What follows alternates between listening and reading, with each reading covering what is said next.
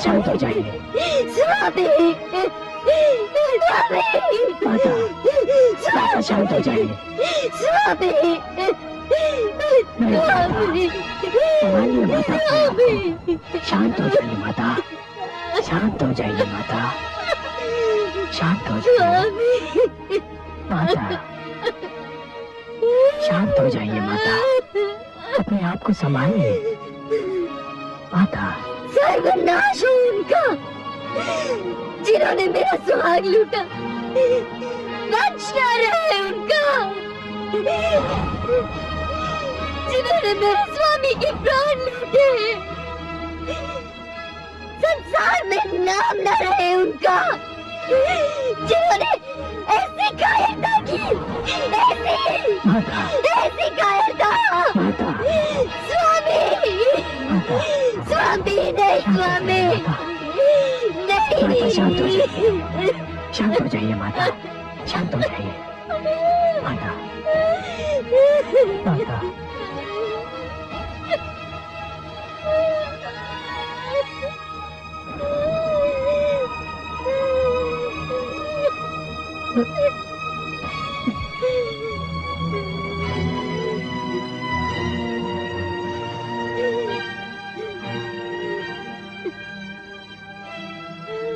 हे पिताश्री, मैंने आपसे कहा था पिताश्री कि आतंक के समक्ष सिर झुकाना आतंक को औचित्य प्रदान करना होता है। जो लोग अहिंसा को कायरता समझते हैं उन्हें यह विश्वास दिलाना आवश्यक होता है पिताश्री कि अहिंसा व्यक्ति को कायर नहीं बनाती। आपने मेरा तर्क समझा पिताश्री, आपने मेरा तर्क समझा, परंतु तब तक बहुत देर हो चुकी थी। हे माता, मैंने गणना की, आपने 21 बार अपनी छाती को पीट कर विलाप किया। 21 बार। मैं आपको अपने पिता के पार्थिव शरीर पर यह वचन देता हूँ माता कि मैं इन क्षत्रियों का 21 बार वध करूंगा। 21 बार उनके वंश को मैं नष्ट करूंगा। हे माता, मैं इस धरती को उन कायरों के रक्त का सरोवर बना दूंगा। आपकी सौगंध माता, आपकी सौगंध, मैं यही करूंगा, मैं यही करूंगा माता, मैं यही करूंगा। शंभो,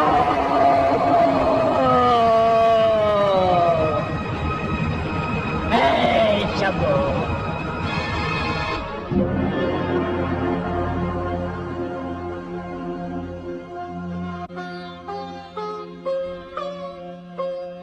कितना बड़ा अनर्थ कर दिया दुष्ट सहस्त्रार्जुन ने।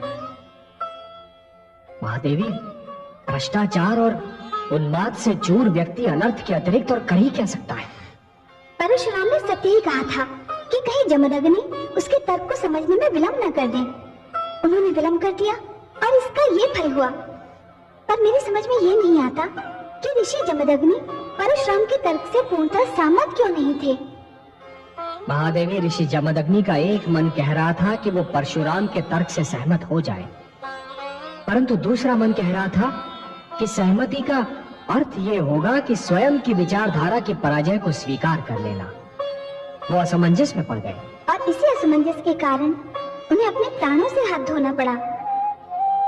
एक कारण और था महादेवी। वो क्या था कमल नयन?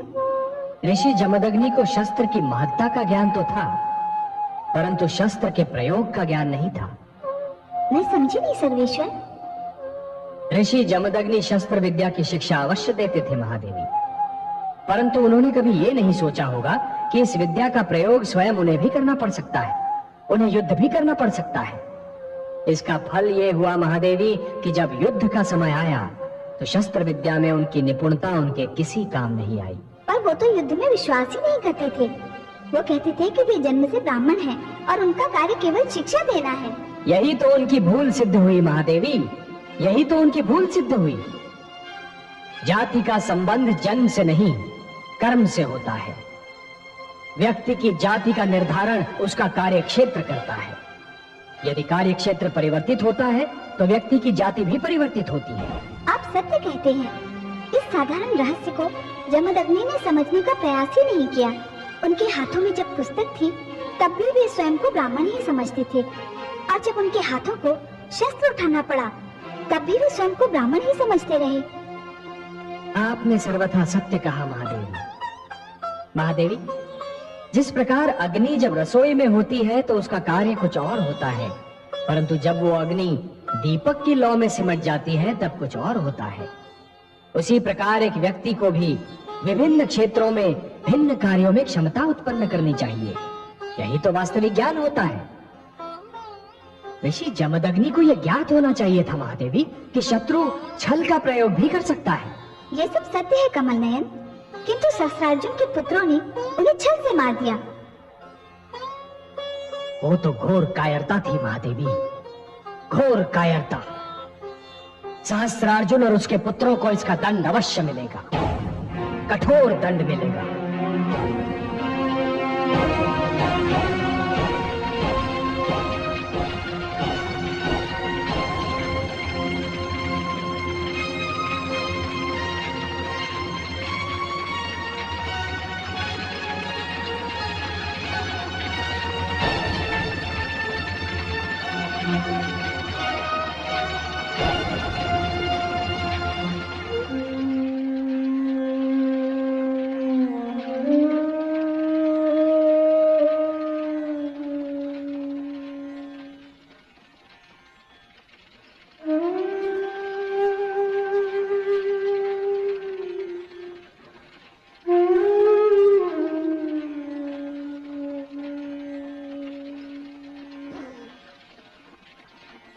पिताश्री, आपका अंत नहीं है।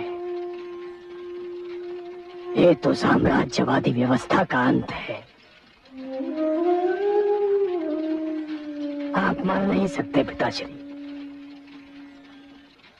मृत्यु आपको छू भी नहीं सकती, क्योंकि आप तो ज्ञान है, विद्या है, बुद्धि है। आचार्य कभी नहीं मरते पिताश्री, आचार्य कभी नहीं मरते। वो तो अपनी दी हुई शिक्षा और अपने बनाए गए शिष्यों के रूप में सदा के लिए जीवित रहते हैं।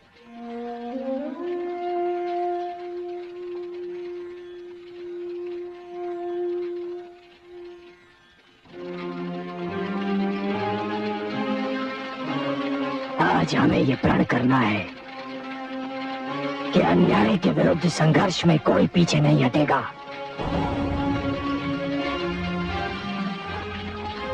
पिताश्री की मृत्यु ने हमें ये सिखाया है कि हमें युद्ध के उन्माद का अंत करना है। जो भी व्यक्ति समाज पर युद्ध थोपता है वो मानवता का शत्रु है, और हमें इस धरती को इन शत्रुओं से मुक्त कराना है।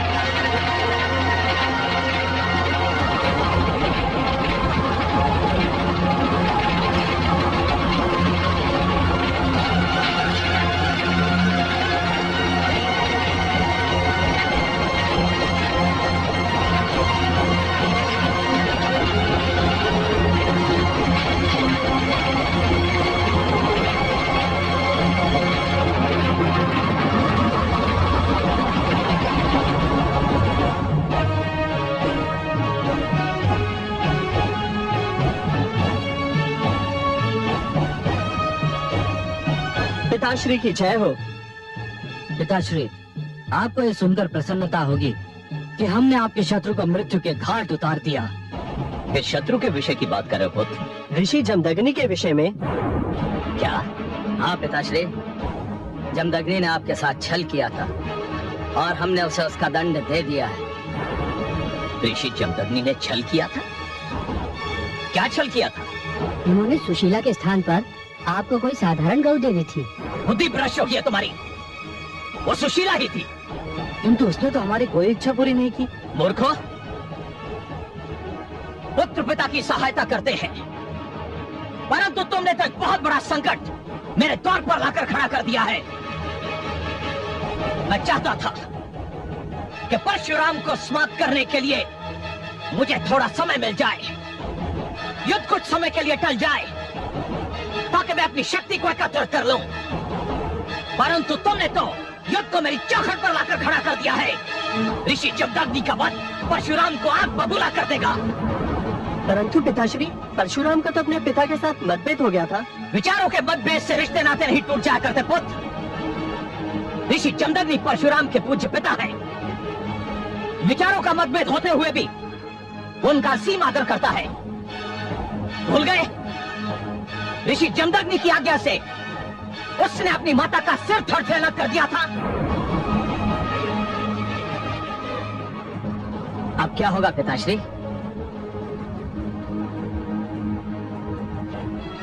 मुझे सोचने दो, मैं एकांत चाहता हूं।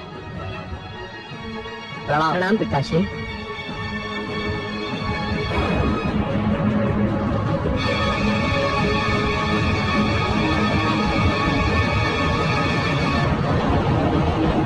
प्रणाम माताश्री। आयुष्मान भव।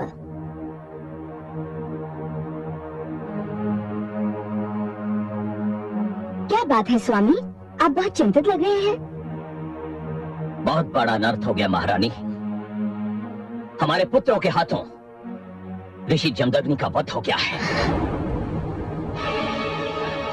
इसका तो बहुत भयंकर परिणाम हो सकता है। तो मैं क्या कर सकता हूँ? ऋषि जमदग्नि को जीवित तो नहीं कर सकता। अपने पुत्रों को दंड तो दे सकते हैं आप। कैसी माता है आप? अपने पुत्रों पर दया करने के स्थान पर उन्हें दंड दिलाना चाहती हैं। वे दया के पात्र नहीं है स्वामी। संतान की भूल को अनदेखा करना संतान को और भी बिगाड़ने के समान है। कोई दूसरा संतान को दंड दे, इससे अच्छा है कि माता पिता स्वयं अपनी संतान को दंड दें। किसमें इतना साहस है कि मेरे होते हुए मेरी संतान को दंड दे? परशुराम को भूल रहे हैं आप। उसमें इतना साहस कहाँ? कि वो मेरे सम्मुख आए। वो आपके सम्मुख आ चुका है स्वामी। उस समय मैं तैयार नहीं था और अब वो पहले से अधिक तैयार है। आप परशुराम से अत्यधिक प्रभावित दिख पड़ती है महारानी। जब वो पहली बार मेरे सामने आया था तब मैंने उसे पुत्र कहकर पुकारा था। तो फिर उसी पुत्र की शरण में क्यों नहीं चली जाती आप? आपका परामर्श अनुचित नहीं है।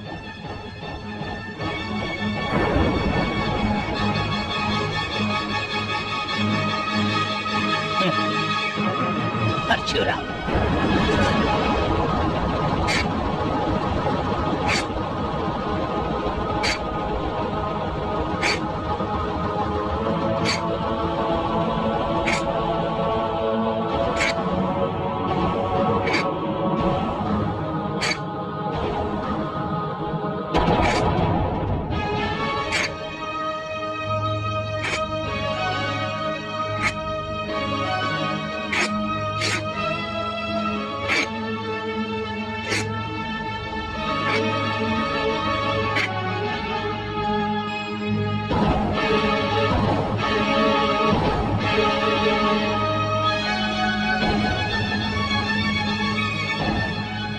महारानी मृण्मयी, आप? हाँ पुत्र, मैं तुमसे कुछ मांगने आई हूँ। जानता हूँ। यदि आप अपने पति और पुत्रों के लिए जीवन दान मांगने आई हैं, तो मेरी विनती है, न मांगिएगा। आपकी मांग को अस्वीकार करते हुए मुझे बहुत दुख होगा। और यदि मैं क्षमादान मांगू तो? क्षमादान किसके लिए महारानी? स्वयं आपने तो कोई ऐसा कार्य नहीं किया जिसके लिए आपको क्षमा की आवश्यकता हो। और सहस्रार्जुन और आपके राजकुमारों को क्षमा करने का कोई प्रश्न ही नहीं उठता। वे स्वयं तुमसे क्षमा मांगे तब भी?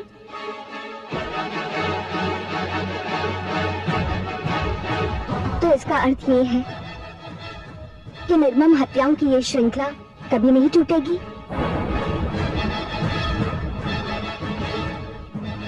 क्या इस श्रृंखला का आरंभ मैंने किया था महारानी? और क्या आपके पति और पुत्रों के अपराधों को भुलाने के लिए क्षमा पर्याप्त है? नहीं है। किंतु क्या हिंसा का उत्तर हिंसा और हत्या का उत्तर हत्या से देने से अपराध की महत्ता कम हो जाती है? पुत्र, मेरे पति और पुत्र अहंकारी हैं। तुम तो नहीं हो। तुम बुद्धिमान हो।